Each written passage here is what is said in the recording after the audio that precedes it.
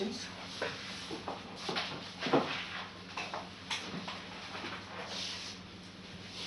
Yes. The compactification on these Calabi-Yau manifolds breaks 3/4 of the supersymmetry, and that's what you know. Yes, Calabi-Yau 3/4. Yes. If you have a Calabi-Yau 6-dimensional Calabi-Yau manifold, it breaks 3/4 of the supersymmetry. Is it possible that the holonomy is a subgroup of SU3 for these Calabi-Yau manifolds? Not for the okay. If you want holonomy to be subgroup of SU3, right? Then basically you go down to SU2 holonomy, okay, which is K3 times T2. You can start with K3 times T2, and then what you can do is you can make some discrete identification. Okay, so shift along T2 and some transformation along K3 which commutes with the holonomy group. Okay, that will still have holonomy SU2. Okay. So basically the universal cover of such manifolds will always become K3 times T2. K3 times plane. Right, because T2 has a universal coverage in the plane. In general, 1/4 of supersymmetry will, at least 1/4 of supersymmetry will always be broken. No, on K3 only half the supersymmetry is broken. But if you have T6 for instance? Yeah, if you have T6 then all supersymmetry is preserved. Because T6 we saw that you have to solve d mu epsilon equal to 0, right? And any constant epsilon is good enough. Satisfies d mu epsilon equal to 0. Because on T6 the metric is flat. Right? So T6 preserves everything because holonomy, the idea is that the bigger the holonomy group, the lower is the number of supersymmetry which is preserved, right? So T6 has a trivial holonomy group, right? And that's the reason all supersymmetries are preserved. K3 has SU2, right? So that breaks half the supersymmetries, and 3-dimensional Calabi-Yau typically will have SU3. Yes. K3 can be obtained by blowing up this T4/Z2 orbifold. Yes. If we take other orbifolds and blow them up, those don't give Calabi-Yau manifold. Yes, you can get Calabi-Yau that way also. That way. Yeah. Then you can take T6, take a Z2 times Z2 orbifold or a Z3 orbifold, and then you can blow up the singularities, right? And that way you can get Calabi-Yau manifolds.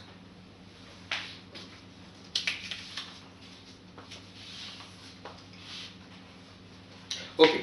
So from what we have done so far, it's clear that if we choose a Calabi-Yau manifold with Ricci-flat metric, then it provides a solution to the supergravity equations of motion, provided you switch off all the other backgrounds. Okay, all the gauge fields, form fields, etc. If you switch off, then the Calabi-Yau manifolds are Ricci-flat, so they satisfy Rmn equal to 0, and hence the Einstein's equation, which is Rmn minus half R Gmn equal to 0.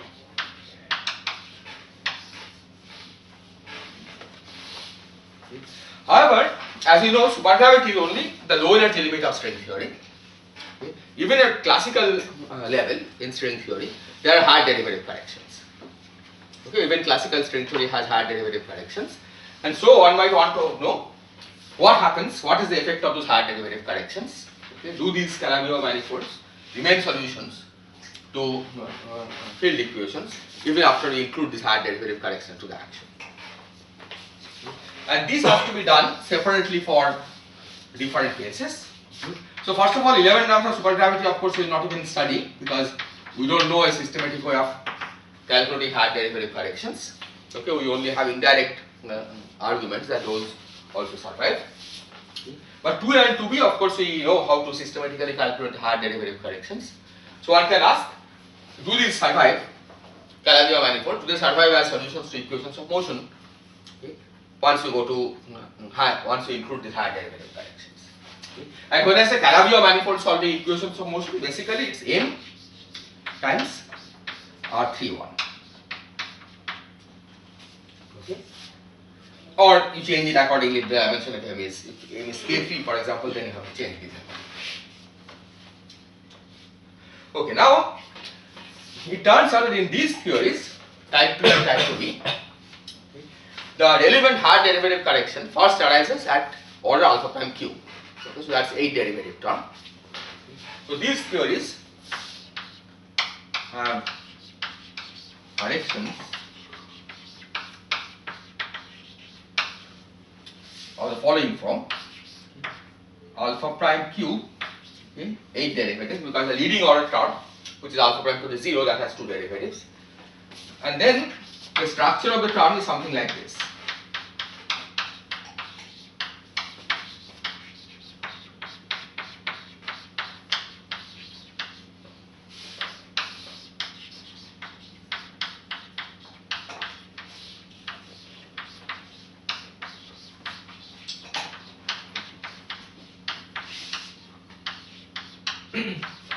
times some tensor which is contracted from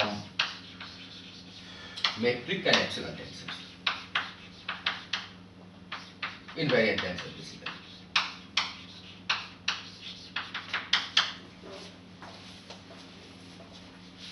Okay, so there is a term like this, okay, with specific coefficients, okay, which involves the Riemann zeta function. But one can ask, given this term, given that the effective action has this term, okay, how does it affect the equation of motion? Okay.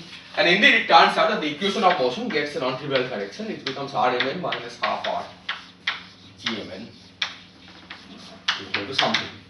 Okay, this involves the sparse or Riemann tensor, okay, which in general is not zero when you use a Ricci flat metric on Calabi-Yau manifold. Okay, because this involves Riemann tensor. Okay, Calabi-Yau manifold, you can put Ricci flat metric, which means this is zero, but Riemann tensor is not zero. So that means the equation is not satisfied.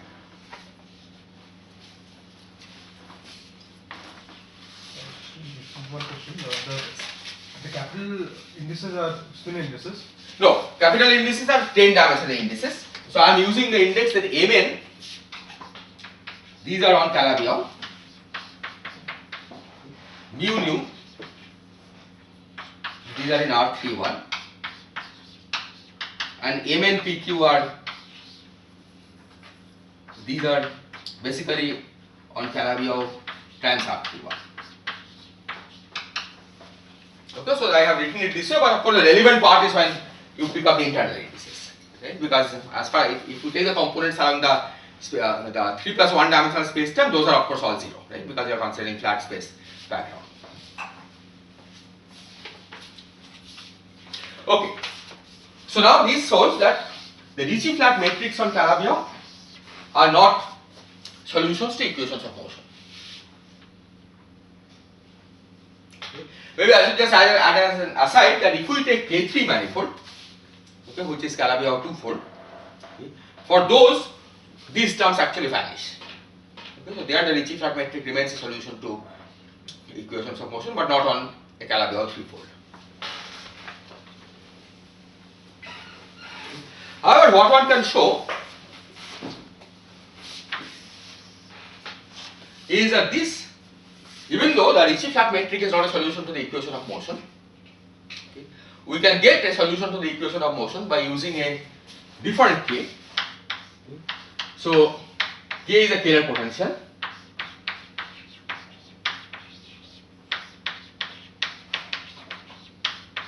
Okay. So what we have to do is that we have to take a Ricci flat Kähler potential plus add to it a delta K, and what one can show is that one can find a globally defined delta K, which means this is a scalar, globally defined scalar. Globally defined scalar, that means on overlaps it agrees.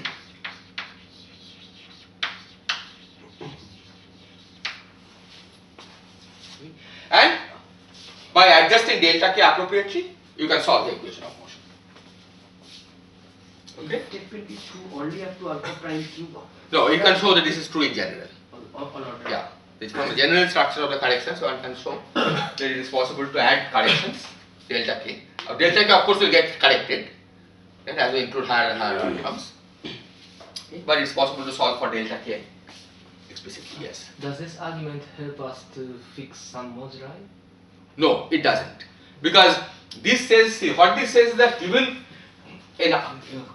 for a given complex structure, okay, and a given Kähler class, okay, we can find a representative Kähler potential which solves the equation of motion.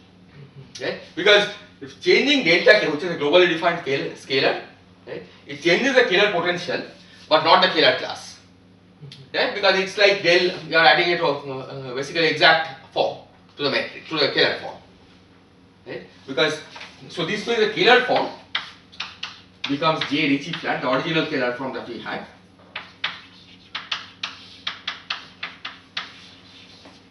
plus del alpha del beta by K dz alpha over h by delta k dz bar dt. Okay? So this is del bar. This is del bar of del alpha delta k dz alpha. Okay, with minus that. So we are adding an exact form. Right? Because delta k is globally defined scalar, you are not changing the Kähler class.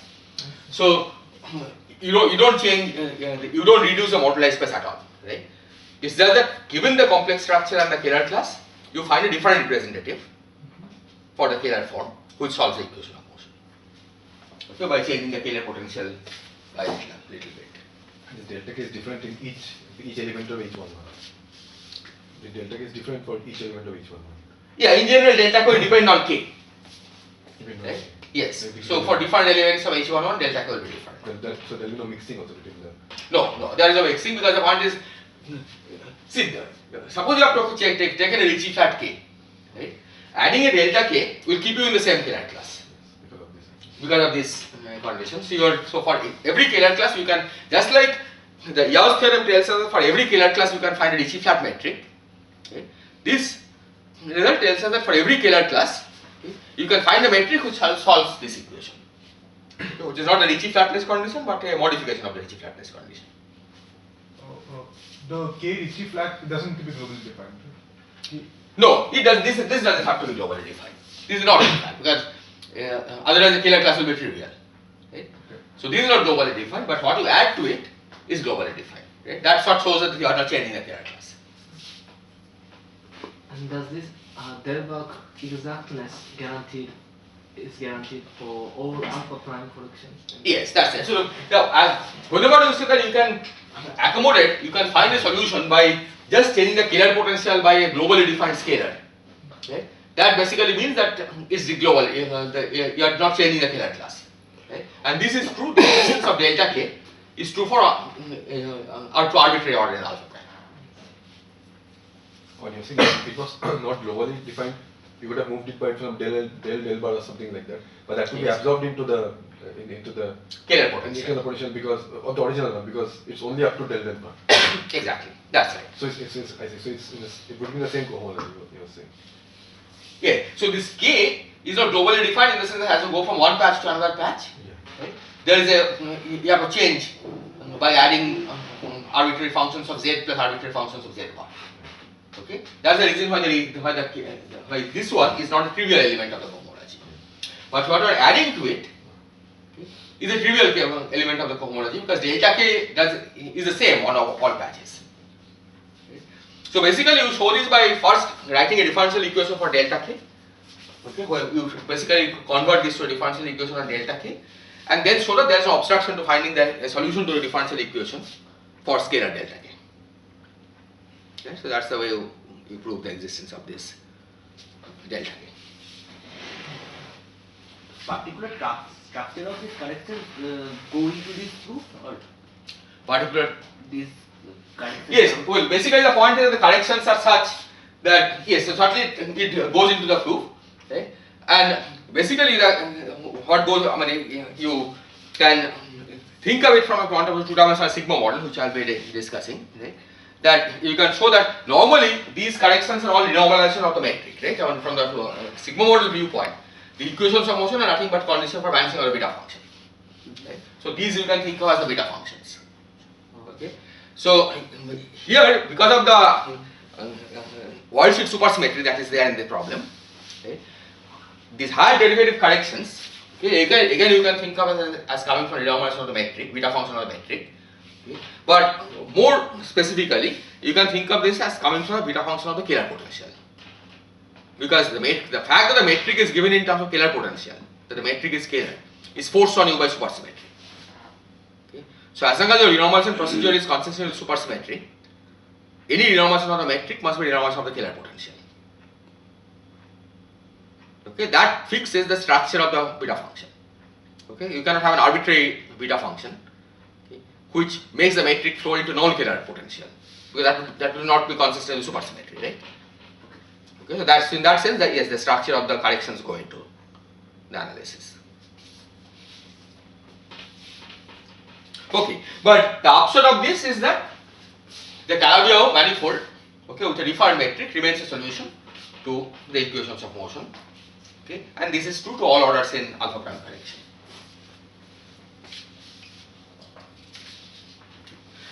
But now we have another problem at hand, because once you change the Kähler potential to a non-Ricci flat metric, the holonomy is no longer SU3. Right? SU3 holonomy implies Ricci flatness.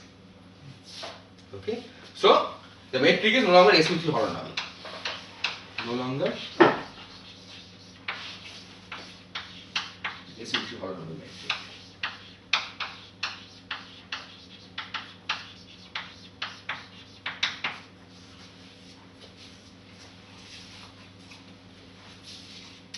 So naively, this would imply that you break supersymmetry, right? Because there is no covariantly constant spinor. SU3 holonomy is required to get the covariantly constant spinor. Now we don't have a covariantly constant spinor. But it turns out that the supersymmetry transformation laws are modified precisely in such a way that the new metric satisfies the modified supersymmetry transformation laws. So dm epsilon equal to 0. This is the condition we have been using, right? Where did it come from? It came because the gravity law transforms by dm epsilon. Okay? Delta of gravity law is dm epsilon, and that's what we wanted to set equal to 0. But once you include hard derivative corrections, okay, transformation of the gravity law also gets changed. So delta of psi m, delta of gravity law, is no longer dm epsilon, but dm epsilon plus something. Okay? And that something is precisely what is needed to be cancelled by modifying the metric a little bit. Okay? And it's exactly this modification, okay, which does that. Okay. Now this seems like magic, right? How did it happen that two things conspire, right?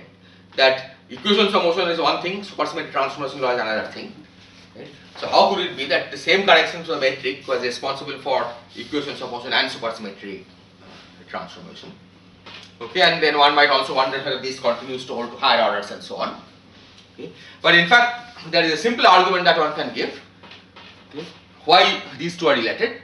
Okay, not directly in terms of effective action, but in terms of the worldsheet theory. Okay, so I will not have to explain from the worldsheet viewpoint, okay, what is happening. Okay, and that will also make it clear why these two are related.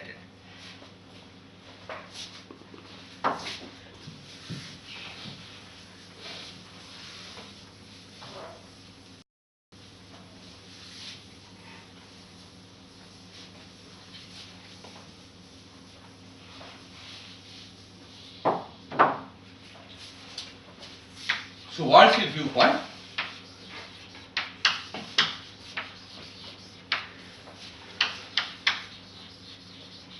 So both type 2 and type 2b string theory, the worldsheet level, okay, the theories are identical. Right? Well, theories are identical in the sense the action necklace is identical. The boundary conditions are a little different.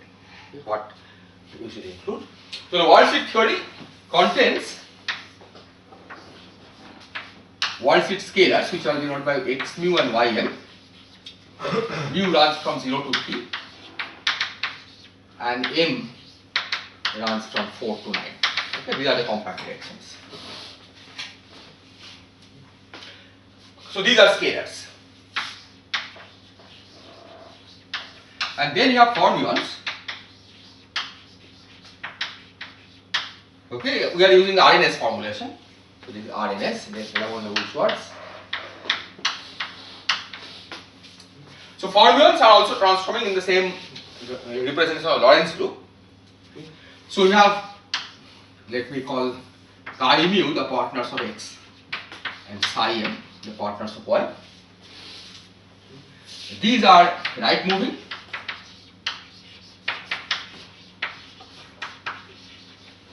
And we have chi mu bar, psi m bar, which is left moving.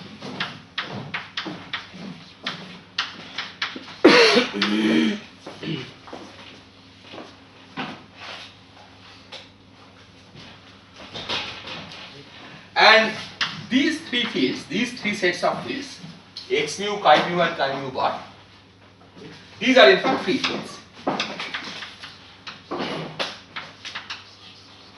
Why? Because they fill the flat metric. These are the space-time coordinates. That's 0 plus the three-dimensional space, non-compact space-time, right? So this just is a flat matrix. So these just describe a free field theory on the worldsheet. Okay, like 10-dimensional theory. These are interacting because these fill the Calabi-Yau metric. Okay, so these fill the Calabi-Yau metric, and there are two apart that's also fill Calabi-Yau metric. This is an interacting theory. Okay. And one can show from the structure that this has two worldsheet supersymmetry. Worldsheet supersymmetric theory.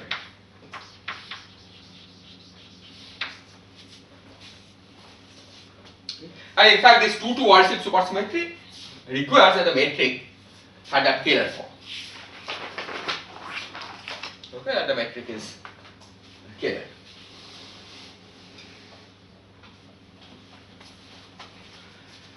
Now, the loop corrections on the worldsheet typically give rise to non-zero beta function, and the equations of motion are essentially the condition for vanishing of that beta function. So if you look at the equations of motion, Rmn minus half R Gmn plus etc. equal to 0. So this basically is the one loop beta function, and the first correction comes, essentially it's order alpha prime cube. So this is 4 loop beta function. Okay, here the beta function, the first non-trivial beta function arises at 4 loop order.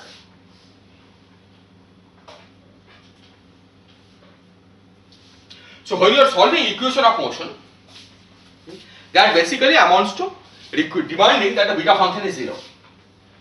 Okay, that's the standard connection between beta function vanishing condition and the equations of motion for target space theory. So once you have satisfied the equation of motion, okay, you are guaranteed that this theory is conformal invariant. And now combining that with the 2 to worldsheet supersymmetry, we know that this theory, so when the beta function is 0, vanishes, so we have 2 to superconformal field theory.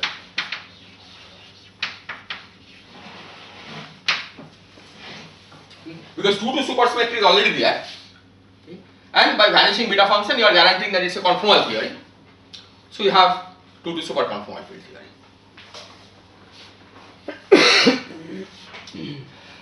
Now it turns out that 2 to superconformal invariance implies that this theory has some additional U1 currents, okay, which are the R-symmetric currents. Okay, it's part of the supersymmetry algebra. So just as a consequence of 2 to superconformal invariance, it has R-symmetric currents.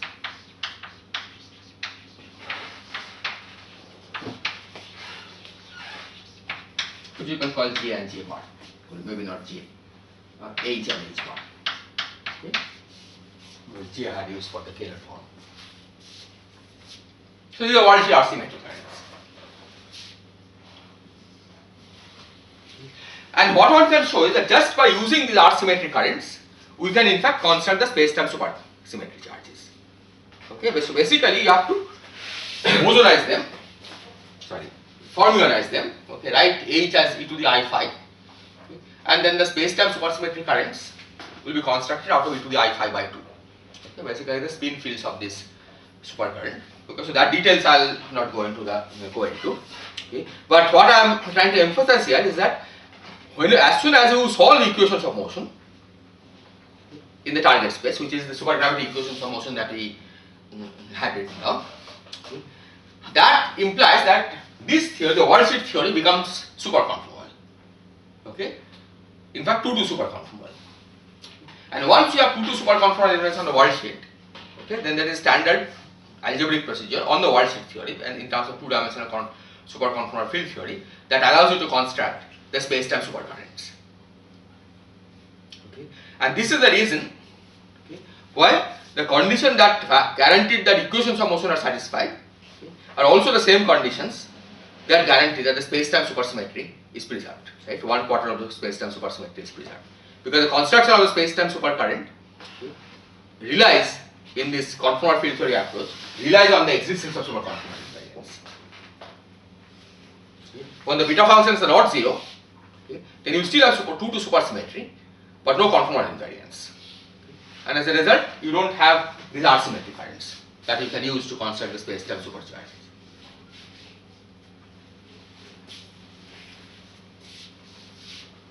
Is this okay?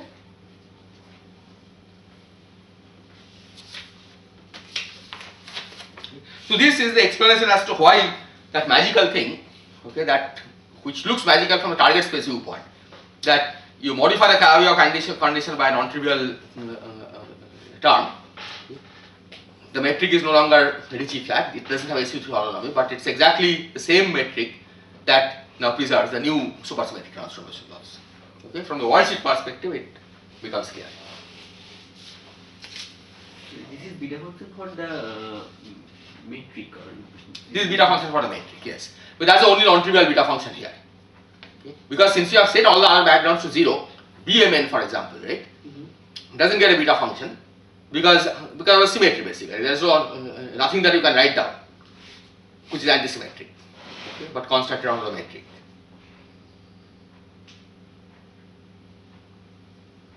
what about the beta functions of these fields themselves, x, y, chi, psi?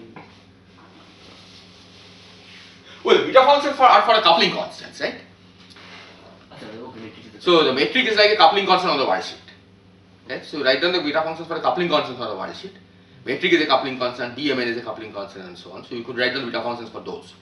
Right? And those will be the appropriate equations of motion for corresponding fields in the target space language. Right? So just like in the target space, once you have set B equal to 0, right, the equations of motion are automatically satisfied, right? Because there is no antisymmetric term that you can write down. Okay? So similarly, from the worldsheet perspective, you can check that the beta function for BMN is not generated.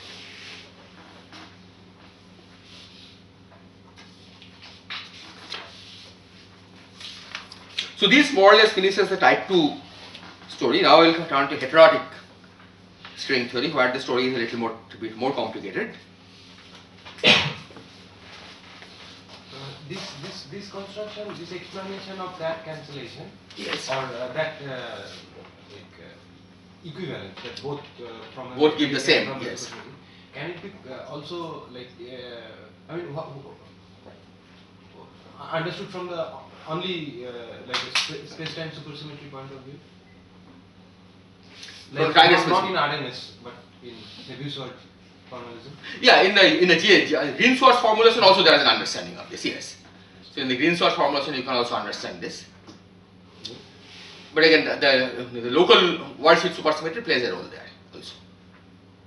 But what I want to understand is the worldsheet supersymmetry is important, or space-time supersymmetry is more important here?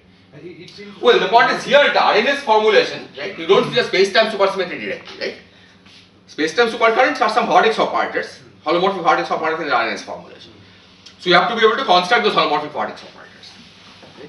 And that construction makes use of this R-symmetry current, right? Whose existence is implied by the 2-2 worldsheet supersymmetry. Okay? So it's not a question of what is more important, it's that the 2-2 worldsheet supersymmetry, RNS worldsheet theory, okay? Superconformal invariance is more fundamental. Okay? You first use superconformal invariance, then you discover that once you have satisfied superconformal invariance, there is an additional symmetry, okay? And that additional symmetry, that is what you use to establish space-time supersymmetry.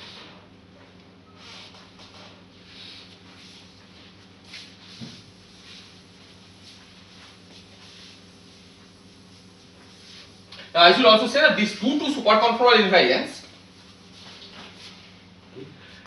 is not necessary in the RNS worldsheet theory. Okay, in the sense that the RNS, if you look at the original formulation of RNS theory, it has only one superconformal invariance. Right? That is necessary. Okay? That it should have one superconformal invariance for satisfying equations of motion. Okay? The fact that it has 2-2, okay, is a special property of this Calabi-Yau background. Okay. You could imagine having other backgrounds, okay, which are not Calabi-Yau, which still solves classical equations of motion, okay, and those will have 1-1 supersymmetry, because the worldsheet theory, when you start formulating the type 2 string theory on the worldsheet formulation of type 2 string theory, it has 1 supersymmetry from the left, 1 from the right in the worldsheet theory. Okay. So this 2-2 is an accidental symmetry that happens for Calabi-Yau manifolds.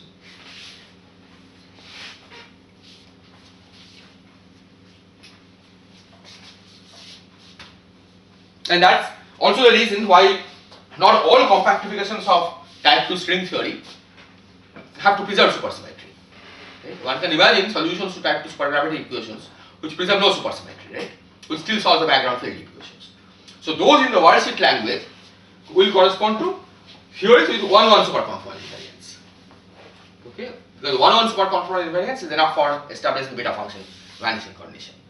But here, because 2-2 supersymmetry is already there from the beginning, 1-1 superconformal invariance gets turned into 2-2 superconformal invariance just by, it's an additional bonus that you get because you have started with this scalar manifold. And that's what helps us in constructing the space-time superparameters. So in that sense, space-time supersymmetry is not essential for type 2 theories, right? You can certainly construct backgrounds in type 2 string theory which break all space-time supersymmetries. So if I understand correctly, this 2,2 supersymmetry is the supersymmetry of the 4-dimensional space-time? No, 2-dimensional. Worldsheet theory. These are all worldsheet supersymmetries.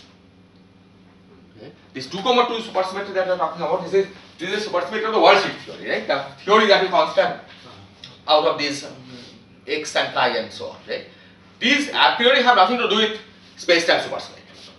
Okay. It just so happens that when you actually go through the algebra, right, how you construct the supercurrents, okay, the R-symmetry currents of this 2-2 superconformal algebra plays a role because it's the formalization of those which can be used to construct the space-time supercurrents.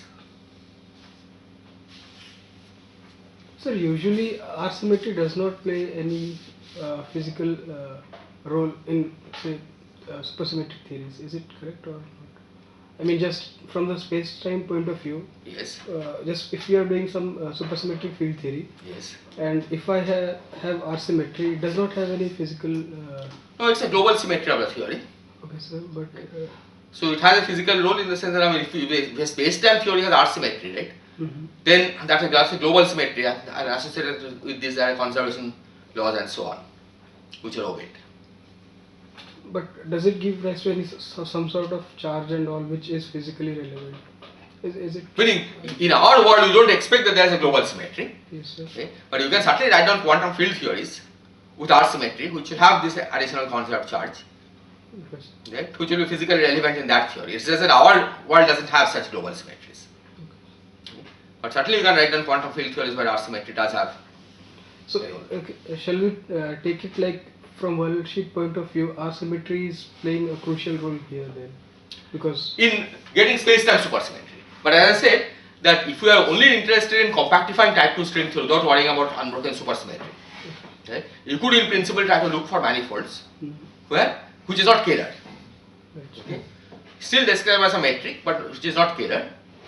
And there, the beta function, when the equations of motion are satisfied, that the beta function is 0, it will be only guaranteed that you have 1-1 superconformal invariance. Because 1-1 supersymmetry is a must. Okay, because worldsheet theory to begin with has that. Because otherwise you cannot couple the gravity, worldsheet gravity to this theory. Okay. So 1-1 supersymmetry is a must.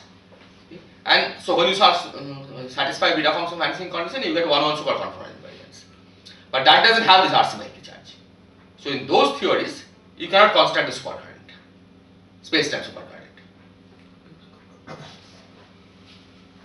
So this correction to the type 2 action Yes. is governed by this for loop correction to the Beta function, yes. So it's not ad hoc. I mean, it's No, it's not ad hoc at all. I mean, the point is you can derive the same correction in two different ways. One is by this for loop beta function, right? The other one is by doing graviton scattering. in type 2 string theory, there are various, there are definite rules of calculating world sheet scattering, right? You can calculate a 4 graviton scattering, right? And you find that the 4 graviton scattering has a term, okay, which is not explainable in terms of supergravity. Okay? If you calculate a 4 graviton scattering in supergravity and 4 graviton scattering in type 2 string theory, they differ. Okay? But they differ by a term of high derivatives, okay? Large powers of momentum. And that can be accommodated by adding this additional term that I wrote down. Okay? And the equations of motion derived from that, okay, gives exactly the same equations of motion that we will get by demanding vanishing of the beta function. Okay, in fact, this term, the fact that there is a term over here, right, which doesn't vanish on the chiplet background, this was discovered by 2 independent calculations. One by doing beta function calculation, the other one by looking at a loop, this 3-level scattering, 4 graviton scattering, and extracting the power expansion in powers of momentum.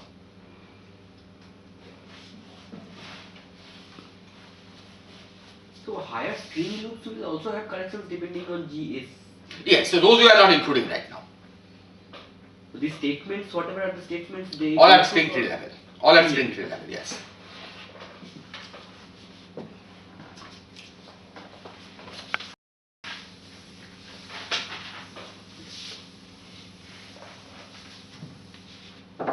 Okay, so now let's start with heterotic string theory and we will be discussing both together.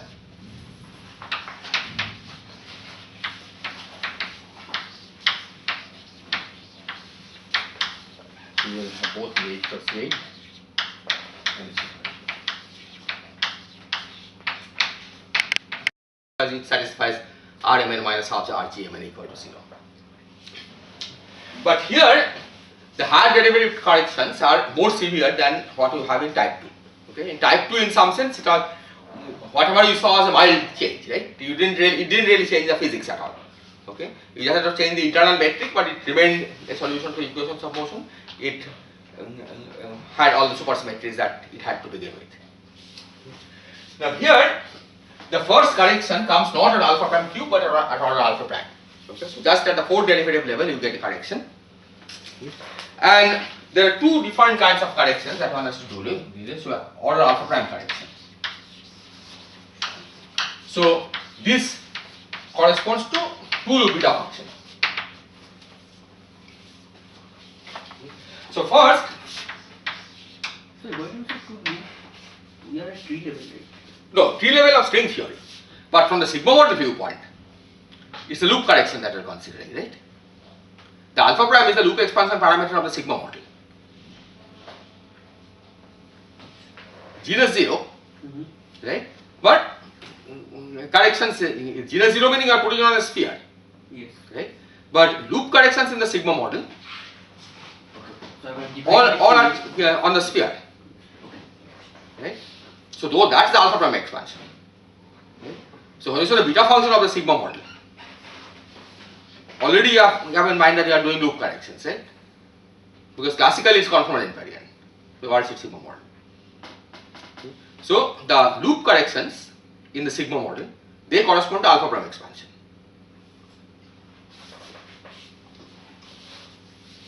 So order alpha prime correction, okay, you can either get this by doing scattering in string theory, okay, and expanding in powers of momentum, or by doing beta function calculation in the corresponding sigma model. They give the same result. Okay. So the first correction, the first problem is that there is a correction term in the action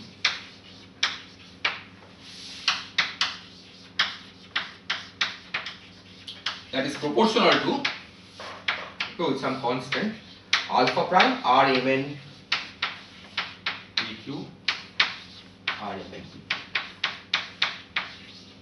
Okay, square of the Riemann tensor instead of 4th power.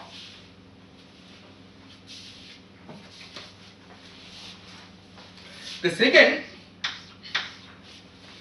correction is more severe. For reasons it will become clear later. Remember that we have defined this H tilde, okay, the 3-form field which is dV, and then there is a K, some constant K times omega 3 field, and K was I think alpha prime over 4. This is at the level of supergravity. Okay. And when you said A equal to 0, then of course it has no effect. Okay, which is the case we have been discussing so far. Now here, the order alpha prime corrections generate a new term, which is omega 3 of omega. Omega is the spin correction.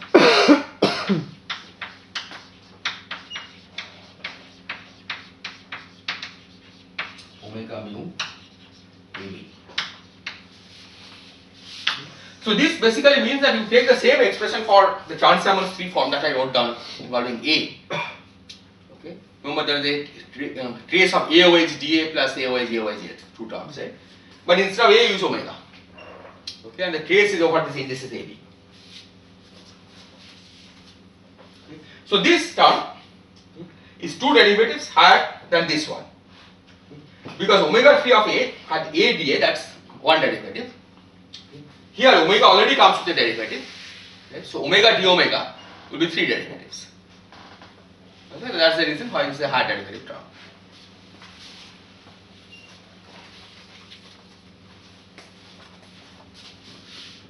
Could you please repeat capital omega 3?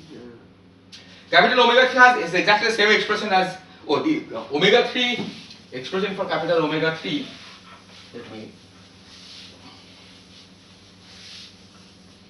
I don't remember the exact coefficients. Omega 3 of A, or I think trace of AOH dA plus maybe 2/3 AOH dA, right? Something like this. Okay, where A is the gauge field written in the as a matrix. Okay, so you basically omega 3 of omega, you just replace A by small omega. Okay, so what does that mean? That means, this means first of all that now at order alpha prime you have a new term in the equation of motion. Right? In the Ricci flatness condition, it's not Ricci flatness condition anymore, there is a term which is coming from here. The second problem is that if we work with the background fields set to 0, B equal to 0, A equal to 0, then H is no longer 0. Right? H has a non-zero term. Okay. So which means in particular that first of all d mu H mu nu rho equal to 0, that equation. Okay, does it still hold? That's something you have to check. Okay, because d mu nu equation has d mu H mu nu rho equal to 0. And the existence of a non-zero H means that the energy momentum tensor now receives another correction, H square correction, right, which is the square of this. Whenever there is a background field, it will contribute to the energy momentum tensor. Okay, so H square now contributes to the energy momentum tensor. But there is in fact a more severe problem, okay, which is a topological abstraction. Okay, so let me try to describe that first. So if you hold that H tilde 3, okay, the way you have defined, this is the gauge invariant field strength. Okay, and the existence of the Lorentz Chern-Simons term basically means that the order alpha prime correction gives some additional gauge transformation of the to V2. Okay, so this is still gauge invariant. So the third term is the case, second term doesn't, right? Because Second term? No, second term has a K because of the way we normalize it. Right? You could have changed that, removed that and put it inside A. Exactly. Yeah. Third term, of course, omega cannot be normalized. Right? Omega is just spin correction. So this does have alpha prime over 4. Here, this alpha prime over 4 partly you could absorb in the normalization of A. okay, so A is different dimension because otherwise Yeah. first and second term both have one derivative, but A Yeah, it looks like both have the same derivative, but this actually is not normalized A is different. exactly. The normalized, this alpha prime could be absorbed in normalization of A. Okay. Now the serious problem comes from the following observation that if you look at d H tilde 3, then d of dV of course is 0. D of Chern-Simons term is not 0. Okay. In fact, this is basically k times trace f OH f minus trace ROH R.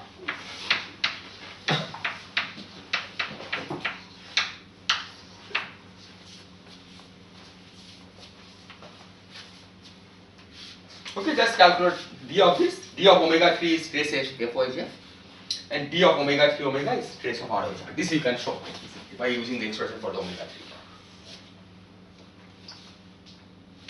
Now suppose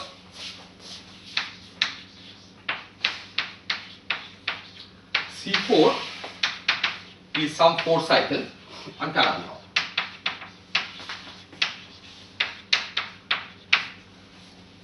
Well, it has plenty of 4 cycles because 4 cycles are isomorphic to 2 forms, right?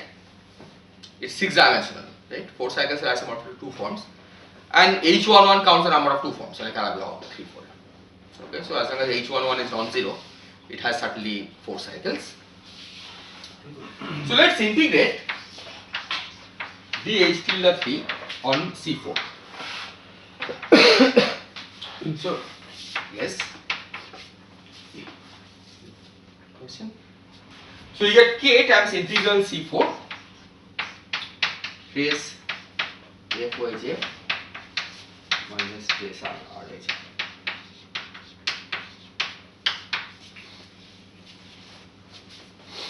Trace ROH maybe I should have explained. What we are doing here is that we are thinking of R as a 2 form by thinking of R as RAB mu nu.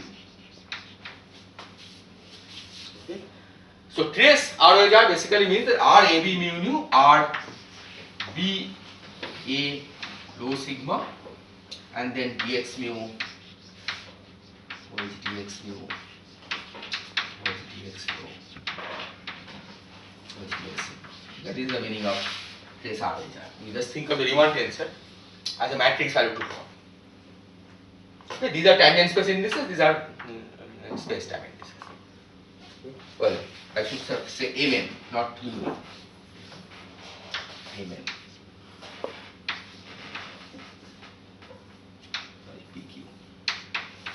This is M, N, Q. Anyways, now we see that because H tilde 3 is a gauge invariant free form field strength, d of H tilde 3 integrated over any 4 cycle must vanish. This is d of a globally defined free form, right? D of anything integrated over a cycle vanishes. Stokes theorem. Right? And this is what we had used for making this correspondence. So, just one thing, this F and R, Yes. these are forms, but they take value in different fibers. Exactly. So F is a gauge bundle, right? So F is a curvature on a gauge bundle. So F the index of F are the gauge indices and the mu nu. And this you can think of as taking curvature on a tangent bundle, right? Because A and B are tangent space indices. Is it curvature on the gate bundles, curvature on the On the tangent bundle. Okay. So what I say is that this side must vanish because H tilde 3 is gauge invariant, so it's a globally defined free form. So d of a globally defined free form integrated over a 4 cycle is 0. Okay, by using Stokes theorem. So this side is 0. Now we have set the gauge fields to 0. Right? That's the background we have been considering. So if suppose this is 0. But this quantity, integral of C trace ROH over C4, this is a topological quantity. Okay, but this is the second chart class or second quantity class. So in general, there is no reason why integral trace ROH over a 4 cycle should vanish. Okay. So in general, this is non-zero. Okay. What is worse is that this is topological. So by small deformation of the metric, you cannot make it 0. You cannot change it. Okay. So there is a manifest contradiction. Okay. Because this is 0, whereas this side is not 0. Can you please repeat why trace of F is 0? No, because I have set F equal to 0. We are considering gauge value. So far, you have been considering vanishing gauge field background, right? That's why this is 0. So this is by choice.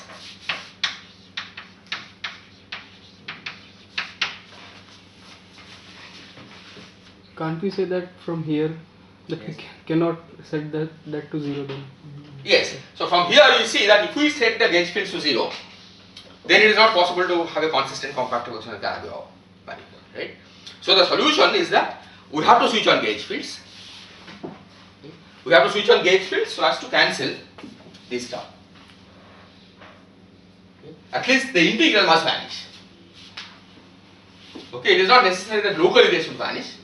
Okay. But the first thing you have to make sure is that the integral of trace H of FOHF is matches the integral of trace RHR, which is a topological condition. Okay. So general compactification on Calabi-Yau manifolds, okay, is basically based on this condition. Okay, that you have to switch on gauge fields subject to this condition. Okay. But there is a particular simple class of Calabi-Yau compactifications, okay, where these terms are made to cancel point by point. Okay. In fact, we will see, okay, how we can do that. And for those classes, okay, when you basically cancel, in fact, you basically cancel these two. Okay, you set A in such a way that these two are cancelled point by point, so that exterior derivatives also cancel point by point. Okay. If we set the gauge fields that way, okay, then it turns out that all other consistency conditions are automatically satisfied. Okay. Now there is no other term, all the equations of motion automatically get satisfied. And again, the reason for this we will explain from the worldsheet viewpoint. Okay, but first I have to explain what you have to do to make these two terms cancel point by point. Yes. In this appearance of this k omega 3 of the spin connection, Yes. how can we understand that is it happening for heterotic but not for type 2 work? Yeah, basically what happens, this term arises from the worldsheet viewpoint. Okay. From the space-time viewpoint, of course, the rules are different, right? The rules of S matrix are different, right? So you see that the rules are different and you get this. But there is a simple worldsheet understanding of this, okay, which is that these terms arise from worldsheet gravitational anomaly. Okay. And that arises in heterotic because the left and right sector of the heterotic are not the same. Okay. Whereas in the type 2 theory, the left and right sectors are identical and they cancel. Okay. Now this gravitational anomaly is not a real anomaly in the sense that here you can cancel it. Okay. You can cancel it by making a modified, changing the transformation of B2. Okay. If there is a genuine gravitational anomaly, then of course the theory will be inconsistent, right? That's certainly not the case. Once you have matched that the central charge is agreed, okay, there is no genuine gravitational anomaly, but this is a relic of worldsheet gravitational anomaly which can be cancelled, okay, but that cancellation requires that you have to change the transformation of B2. So under Lorentz transformation, this one changes, right? So if you want H3 to be Lorentz covariant, right, you better make some sure that B2 compensates for that change.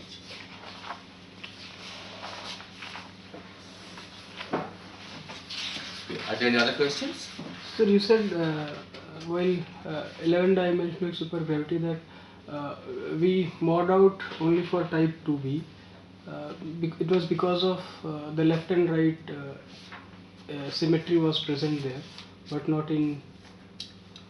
But here you. So this is to go to type 1. Okay. That to construct type 1 string theory, Yes, sir. you take type 2b and then you mod out by the exchange of these two Yes, sir. spinors, right? Right. But see that distinction, okay, Mm-hmm. it doesn't arise at the worldsheet level, right? At the worldsheet level, see this anomaly is a local worldsheet phenomenon, right? The reason that type 2 and type 2b are different, right, at the worldsheet level is more subtle. The boundary conditions that you impose in type 2 and type 2 and type 2b, they are different. Yes. Okay? Then in type 2a you impose different boundary conditions on the left and right movers.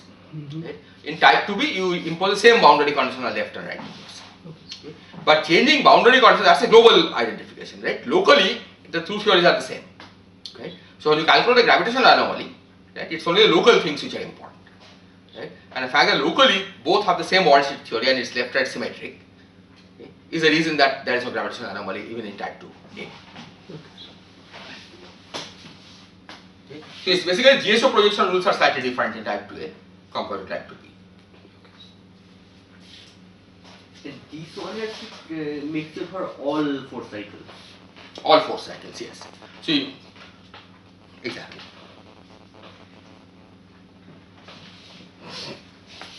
So this is essential. Okay. What I am going to do now is optional. Okay. What I'm going to describe now is a way to satisfy this condition. Okay. But that only gives a class of possible compactifications. There are a wider class of compactifications, some with better phenomenology, okay, that you can get by not doing what I'm going to tell you now to do.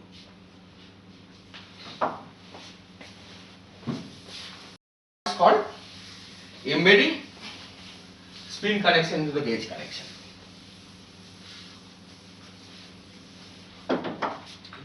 And the idea is, in fact, reasonably simple. So you see, the point is omega mu AB. This is a spin connection. You can think of, for a general 6-dimensional manifold, omega mu AB, you can think of this as a SO6 gauge field. Right? Because AB, these are SO6 indices. Right? 6-dimensional indices are antisymmetric. So you can think of this as SO6 gauge fields. Right? 6 by 6 antisymmetric matrices for each mu. Okay. However, on Calabi-Yau manifolds, these actually describe SU3 gauge fields. Okay? Because holonomic grouping is SU3. Okay. So that means that you can choose omega mu to lie inside an SU3 subgroup of SO6. Is that clear? Right? So instead of being SO6 generators, they actually form a sub-algebra, which is the sub-algebra of SU3 generators. So we are understanding this mu as internal manifold index. M. These are also internal manifold indices, but they are tangent space of the internal manifold. Okay, M is the space-time index, curved index of the internal manifold. So the idea is that given that this is an SU3 connection, okay, SU3 gauge field, we now take the gauge group of heterotic theory, either A8 cross A8 or SU32, identify an SU3 subgroup of that gauge group, and switch on SU3 gauge fields, which are point by point equal to this one. So regard this as an SU3 gauge field, and you switch on SU3 gauge fields inside a subgroup of A8 cross A8 or SU32, which match point by point this one. Is this clear? So choose M in well, this index is slightly different, so I should probably use A index. So AM, let me call them a matrix in a SU3 subgroup of A8 cross A8 or SU32, such that AM is equal to omega m at every point.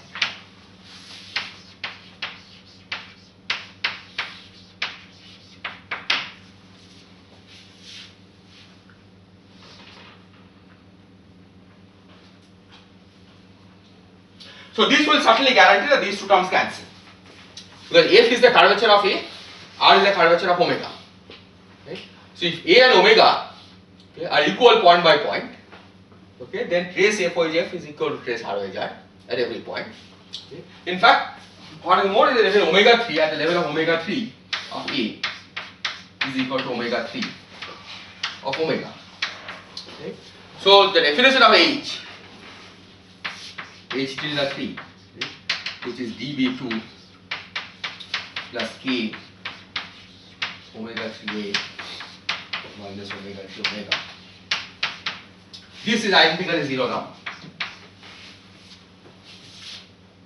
So if you choose B2 to be 0, okay, no two forms switched on, then H tilde 3 will be identically 0. Okay, so no additional contribution to the energy momentum tensor from the H tilde field. why was SU3 chosen to be a subgroup of that? Because you want to make sure that A tilde m is equal to omega m. Because that will guarantee that these terms can cancel point by point, right? So if omega m is in a SU3 group, right, A tilde m also has to be embedded in SU3. So these should be SU3 connections, right? Otherwise it doesn't make sense to say that these are equal to that. Okay? So omega m is an SU3 connection on a Calabi-Yau manifold. So you have to first pick a subgroup and switch on gauge fields only inside that SU3 subgroup. Okay? Point by point being equal to omega m. Just changing which SU3 subgroup it is physically mean anything? Well, if there are different embeddings, it will physically mean something. But if you just have two different embeddings which are conjugate of each other, okay, then it does, of course, makes no difference. Yes. Is this the reason why the minus sign was chosen in front of omega 3? No, it was not chosen. It came out as a result of the calculation. It's not, see, we have no choice of what you add. High derivative corrections in string theory, you can, as I said, you can either get by calculating beta function, okay, or get by calculating S matrix. Okay. So no coefficient, no sign can be chosen. Right. So it was there. Okay. The reason that these two are different, okay, one way to see why these are different, okay, is that omega 3a also has an interpretation as coming from some kind of gravitational anomaly on the world sheet. Okay. But omega 3 of A comes from left movers, left moving fermions, and omega 3 of omega comes from right moving fermions. Okay, because left movers coupled to the gauge fields, right movers coupled to the space-time, the spin connection. Okay, for the fermions. That's the reason why the signs are different. Okay. But it's not that the sign was chosen. Right? Sign was what it is. But is it guaranteed that we can choose such a, I mean, because AM and omega M, they belong to different bundles. This is gauge. Yes, but the point is point by point, if you know what SU3, see, omega M at each point, right, is an SU3 connection. Yes. This is some element of SU3 algebra, right?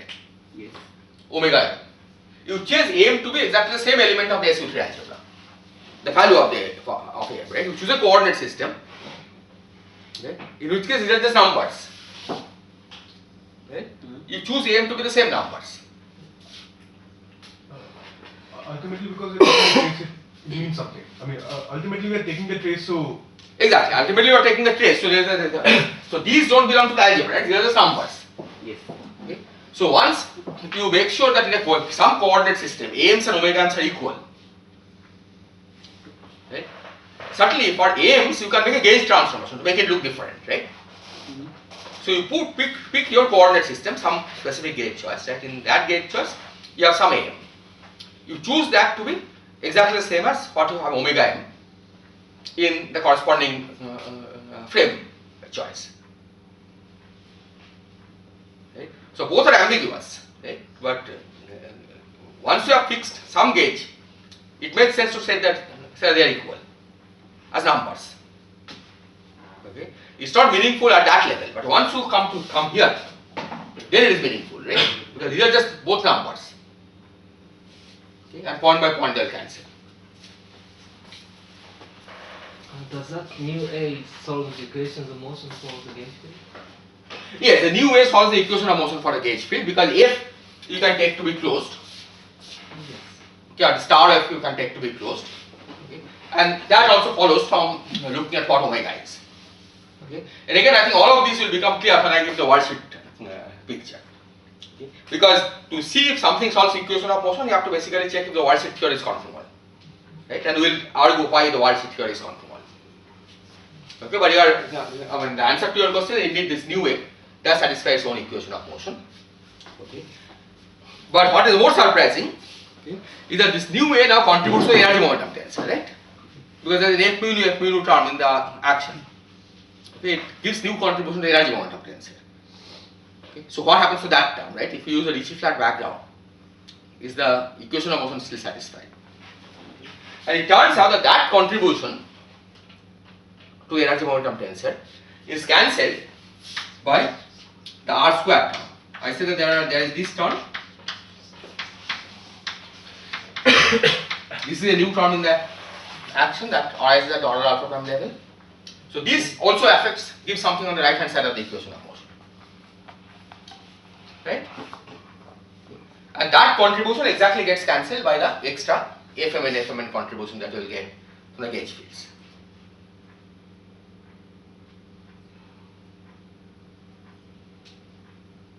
Okay. So again, all of this looks like magic, right? How come everything comes back to cancel at the same time, right? But the point is, the reason that it's not magic is you can understand by going to the worldsheet, okay, and see what's happening at the level of the worldsheet. Yes. So you said this point by point cancellation of this anomaly, Yes. anomaly is possible for some Calabi-Yaws. No, it's possible for all Calabi-Yaws, All Calabi. but it's not necessary.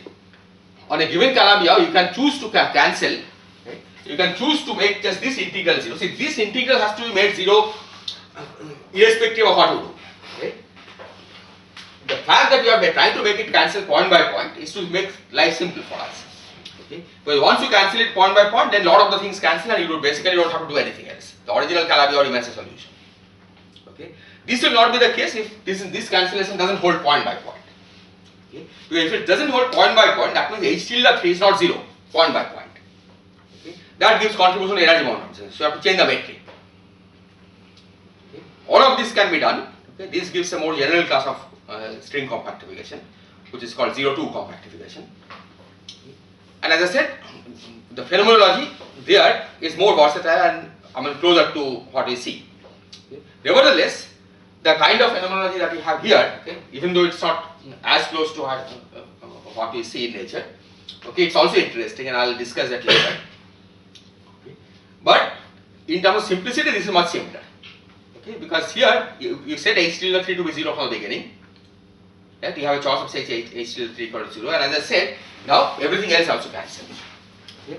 The modification to the metric, possible modification that could have been to the metric because of the F square term, okay, exactly gets cancelled by the R square term. So for type 2 theory, so the Calabi-Yaw's manifold was no longer the solutions of equations. But that's an alpha prime cube order. Yeah, and Yes. what happens for? It will happen here also. Right? And again, the reason will become clear once I describe the worldsheet picture. Right? But here, all of this is happening at a much lower order, at order alpha prime. Right? At alpha prime cube order, right? Whatever happened in type 2 will also happen here. I see.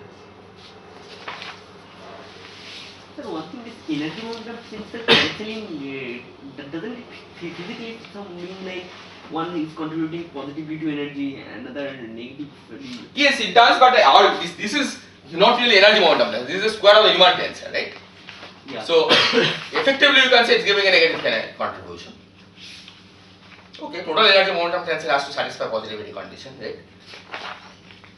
It comes from string theory, right? There's something that you can do. I mean, you cannot change the sign arbitrarily, as I have been saying, right? It's either cancels or it doesn't cancel.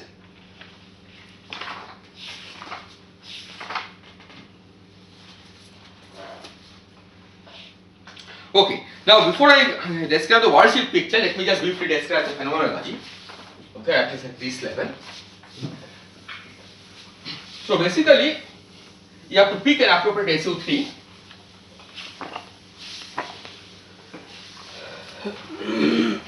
And the choice is more or less unique up to conjugation.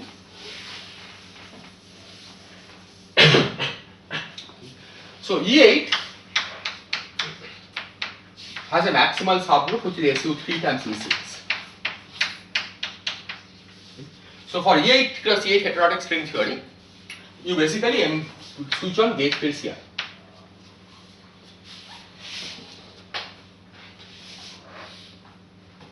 Okay. So once you switch on gauge fields here, the SU3 gauge symmetry is broken.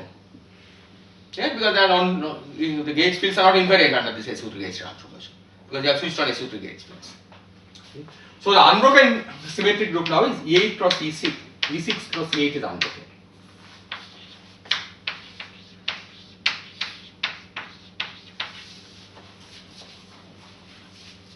Okay. So here phenomenologically one thinks of this as a grand unification group, and this has some kind of hidden center, okay, which could call be relevant for dark matter or supersymmetry breaking and so on. So that's the way one tries to build phenomenology here. Okay. And it is possible to break E6 further to the standard model. Okay, again this mechanism I'll discuss later. 2 SU3 times SU2 times U1 times some additional U1s. Okay.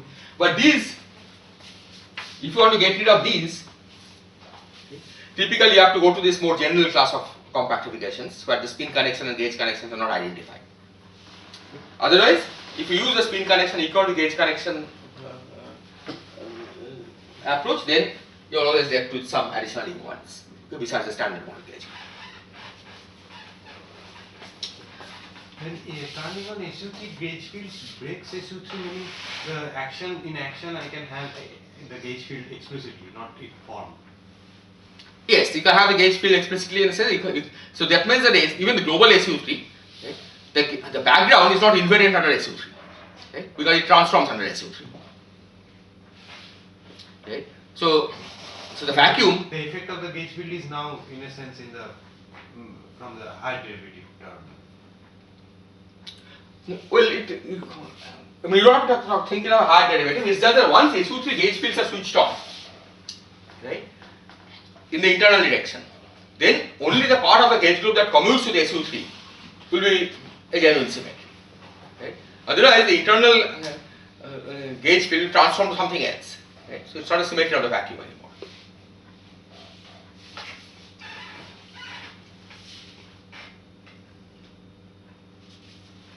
Okay, so for SO32, okay, these are the maximal subgroup which is SO6 times SO26, and this in fact contains, let's see, this contains SU3 times U1. Okay, SO6 again is SU4, right, which contains SU3 times U1 by the same mechanism that we discussed. So you embed it here. So by maximal you mean this subgroup will have maximum number of generators among all such possible subgroups? Oh, maximal means that you cannot take product with anything else, which is also a subgroup of the 8. So maximal subgroup means that this is a subgroup, so that product of this with any other group is not an element of the 8. I mean, for example, in this case, I mean, if I take say SO5 cross SO27, I mean, this one is maximal. That one. Yes, that's also maximal. Yes, SO5 cross SO27 is also maximal. So there are many maximal subgroups of a given group, right? But SO4 times SO26 will not be maximal, Yeah. because you can take product of another SO2. SO5, yes. Yeah. Okay, so basically you embed it here. Okay. So in this case, the unbroken symmetric group is U1 times SO26.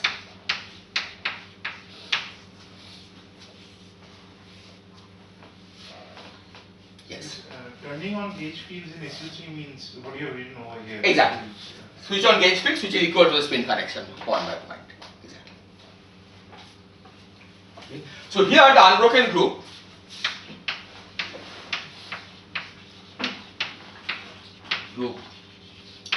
is U1 times SO26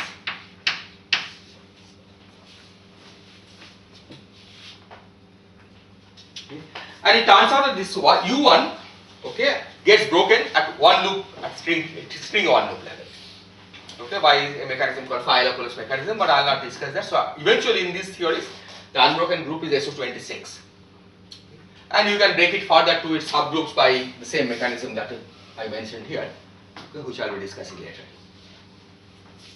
But phenomenologically, these are typically more interesting, okay, although one never knows, someday we may find somehow to make use of these as well. Here the extra events are not broken by some file, lifted by Fayet-Lapousse. No, here the extra U1s are not lifted by Fayet-Lapousse because these break some discrete Wilson lines, so that doesn't help in getting up these extra U1s.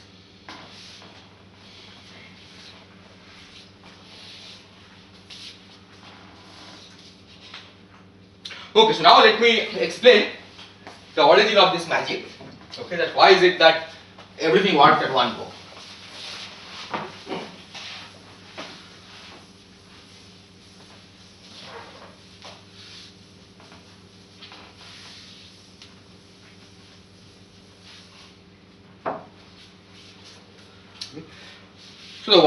So for this we again go back to the worldsheet theory. So worldsheet understanding.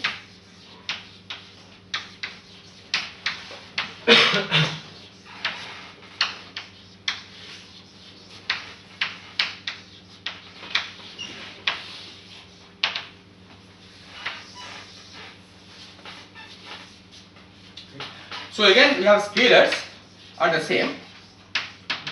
We have x mu and y m. Okay, mu runs from 0 to 3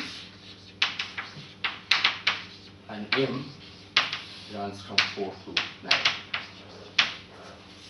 Okay. And I'll be using what is called the harmonic formulation of heterotic string theory, because that's easiest for the purpose that I'll be using it for. Then we have right moving fermions. All of these are of course also Majorana, right moving fermions, which are basically superpartners of x mu and y m, so that is called phi mu and psi m.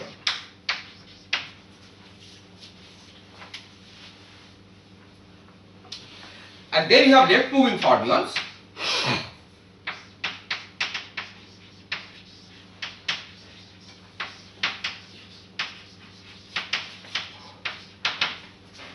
There are 32 of them. Okay. Lambda 1 to lambda 32. Okay. So heterotic string theory has two different formulations. So one is the bosonic formulation, where you take 16 additional left moving scalars.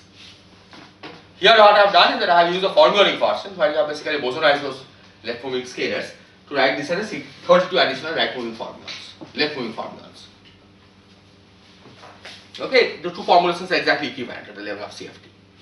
This is SO32 only or both? No, both. Okay, so I'll explain how they transform under SO32 and negate to C8. Okay. So under SO32, lambda 1 to lambda 32 transform in 32 representation.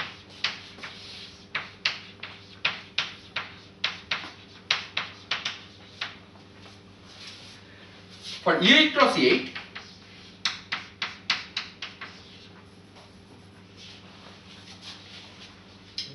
the whole E8 cross E8 is not realized manifestly. Okay, but in SO16 type SO16 is realized manifestly, and under this lambda 1 to lambda 16 are in 16(1). See, fundamental of SO16 and 1 the singlet of the other SO16, and lambda 17 to lambda 32 is 116.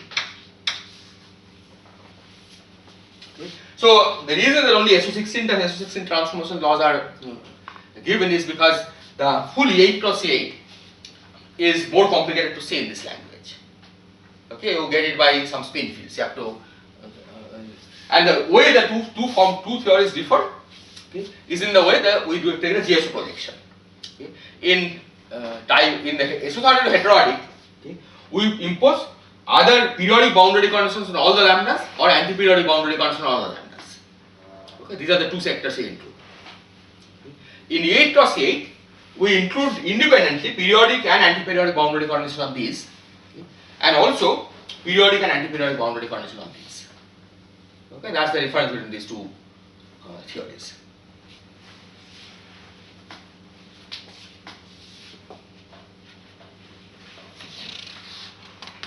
Okay, are there any questions?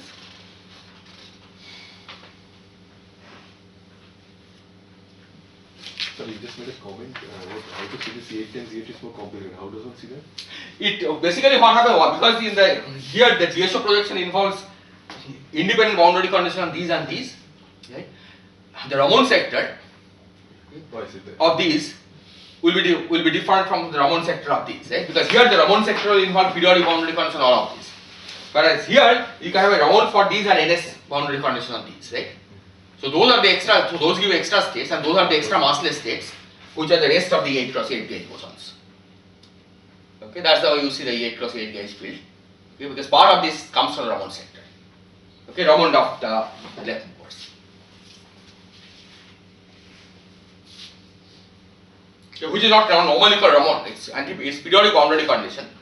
Right? But Ramon always usually refers to the right course. Anyway, so now let's see what happens when we switch on the SU3 gauge field.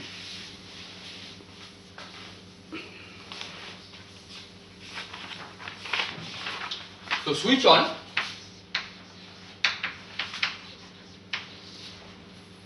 SU3 gauge field.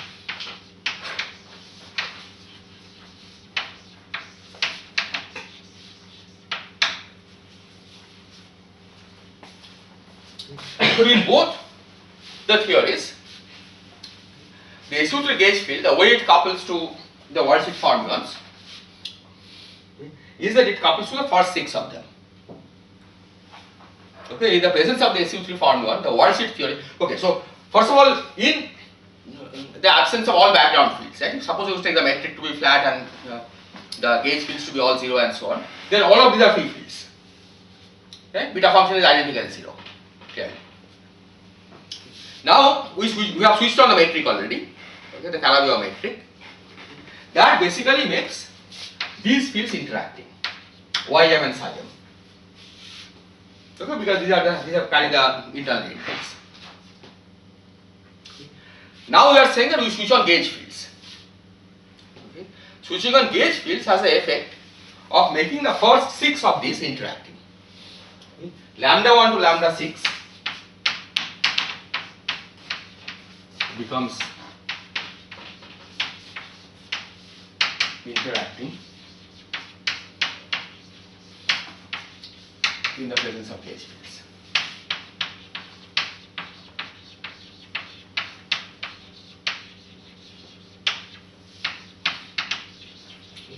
Basically, because what happens is this lambda 1 to lambda 6, this transform in 3 plus 3 bar of SU3. Now lambda 1 to lambda 6 of course is our convention, okay, how you have embedded SU3. Okay, you could have taken a different convention in which it will be different set of fields. Okay. But these become interacting because these transform 3 plus 3 bar of SU3, so it directly feels the presence of the background gauge field. Okay, so when you write to the worldsheet sigma model in the presence of background gauge field, these are the ones which start interacting with these fields. So then the final theory has an interacting theory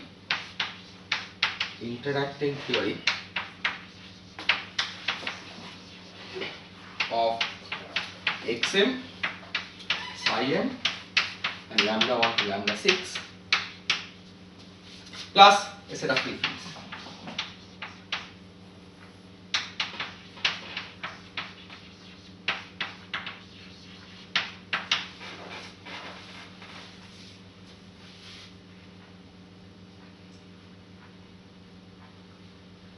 For the space-time action of these fields, I suppose del mu lambda will be now d mu lambda because of this gauge turnaround gauge fields. Yes, exactly. In the worldsheet, how would the corresponding action? Well, basically it will couple to something like this. It will be so del alpha lambda, right? Plus or del alpha lambda plus e mu del alpha x mu lambda. This is the way it will couple. Okay, you basically have to pull back on the worldsheet using this x mu embedding.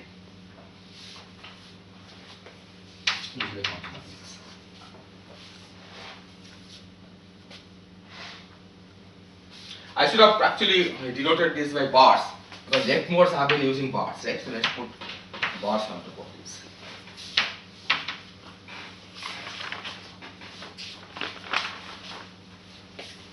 Okay. So now comes the punchline. So what one finds that if you have embedded the spin correction into the gauge correction, okay, namely point by point, you have set the gauge fields equal to the spin correction as I suggested. Then this theory,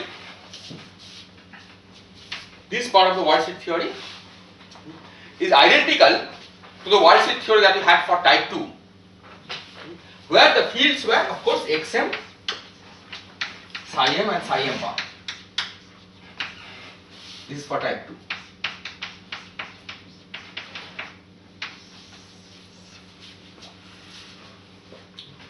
So the origin of course is different, right? These lambdas are gauge fermions, right? These are nothing to do with space-time index. These don't carry any space-time index. Okay. But because we have set the gauge connection to be equal to the spin connection, the way they interact with the rest of the fields is identical to the way the psi bar m's interacted earlier in type 2 theory with the rest of the fields. Is this statement clear?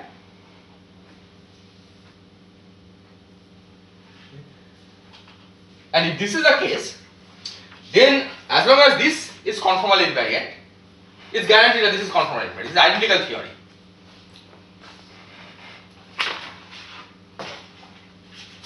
Right? The names are different.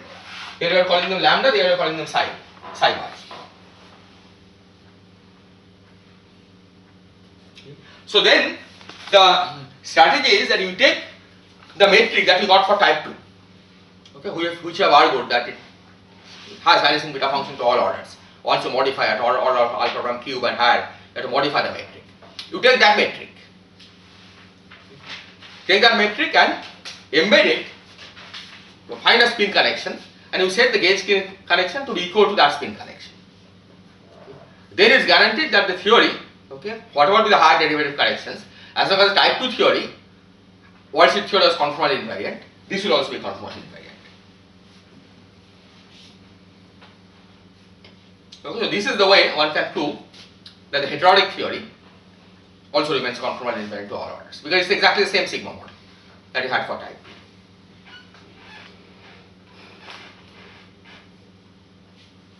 These proofs work beyond tree level in string theory or? No, only tree level. So all this has been done at tree level, because loop corrections in type 2 and heterotic are of course quite different. And for this, even when the spin connection is equal to? Yes, even on the spin connection is in the equal to gauge connection.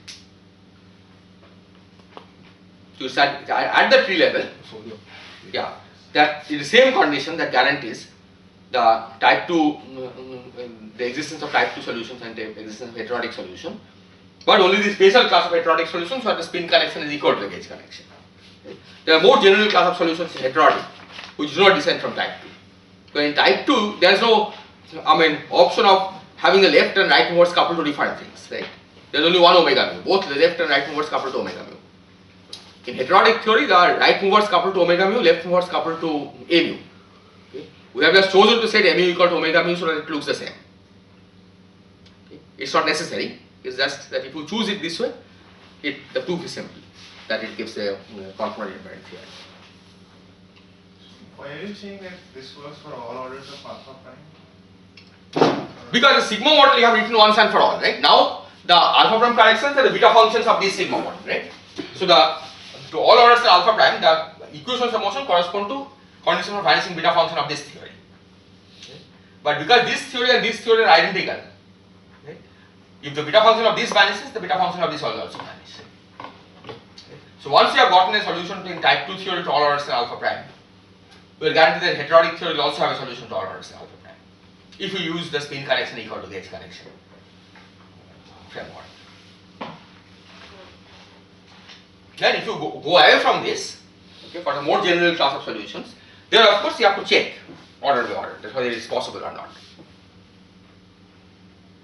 But even this trace of SF minus trace of R that this part is settled, Yes. even then for heterotic we had some extra term at the order of alpha prime, which we did not have in But those cancel. The point is that once the spin correction and gauge corrections are equal, okay, so that's what happens. That this order alpha that so I said there is an order alpha prime correction R the Riemann square, right? Yes, yes. But once they cancel their square, right? So it looked magical there, right? But it's not magical once you understand, realize that once the spin correction and gauge correction is said to be equal, okay, this is the same as the type 2 sigma model. And hence, if these have vanishing beta function, these better have vanishing beta function. So if A is equal to omega, then at the level of type 2 action, so the corrections don't appear because they all cancel. At the level of the type 2 action, Yeah. Supergravity action.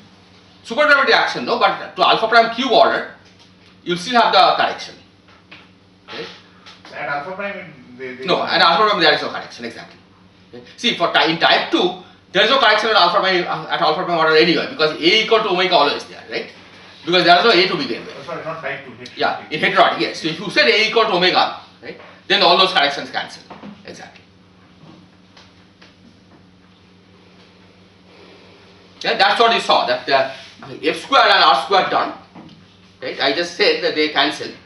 Okay? The reason that they cancel is this. But will there be correction for higher orders of alpha in alpha prime in the action, heterotic action? Yes, alpha prime cube order, even if you set spin correction and gauge correction to be equal, there will be correction terms, and hence you have to change the metric. Okay? Just like in type 2, you have to change the metric away from the Ricci flat one. You have to do exactly the same thing for heterotic. But from the vanishing beta function in this worldsheet action, it's Yes, see, this beta function vanishes only if you modify the metric accordingly, right? The beta function of this vanishes only if you modify the metric accordingly. for higher orders. For higher orders, so order alpha prime cube, right? So the same thing has to be done here. So at order alpha prime, you don't have to modify the metric, you can get away simply by setting the spin connection equal to gauge connection. Okay? You have to switch on gauge fields. But at order alpha prime cube, you have to modify the metric. And consequently also the spin connection, because once you modify the metric, the spin connection changes and the gauge connection will also change. But gauge connection has to be set equal to spin connection. But in the heterotic, in the same order we have f to the 4th terms also, right? So in type 2 we have only r to the 4th. Yes, But so f to the 4 will come as r cube terms, for example. See, once you add, No, I think this is economic derivatives, right? So yeah, but the way this cancellation works is not by equal number of derivatives, right? Because f square is cancelling the r square term, right? R square is 4 derivative, f square is it's 2 the number derivative. of r's basically. Exactly. So when f, F is 2 derivative, f is 1 derivative. yeah, but f to the 4 will be with which term? Not with r to the 4. F to the 4 will become with r to the 4, Yeah, exactly. but then how does it work in type 2? I have the r to the 4 term in the sigma model, Yes. theta function. In heterotic I have r to the 4 as well as f As to a the f to the 4. But the coefficients will be such that when you say f Oh, equal but to the add up to give exactly the Exactly. Oh, the coefficients will be different Exactly. in arbitrary background. Exactly. Is when you equate set them equal exactly add up to give. Exactly, that's it. And there will also be r square times f square. Yes, exactly. Oh, so everything will add up to give precisely the coefficient of r to the 4 in type 2. Exactly. That when you set the spin correction equal to gauge correction, right, then everything will add up to give exactly the same coefficient as in type 2. I see, but r to the 4 coefficient is actually different. Exactly. They Yeah. must be different. Just the r to the 4 coefficient will be different in type 2. That's why That's sigma why model the- will be the same. just then no need to calculate at all. Exactly. Once you have established it for type 2, right, or you don't even have to say type 2 or heterotic, Yeah. 2 to sigma model. As long as you have made sure that a 2 to sigma model is conformal invariant. The coefficients will You be can use it also for type 2 and also for heterotic, provided in the heterotic you set the gauge connection equal to spin connection. Right, but heterotic, as I said, has more general compactification, which are 2, 0. You break supersymmetry on the left, but keep all the supersymmetry on the right. Those are the ones where you go away from spin connection being equal to gauge connection. I mean, point Point wise, yes, exactly. The integral condition you have to satisfy always.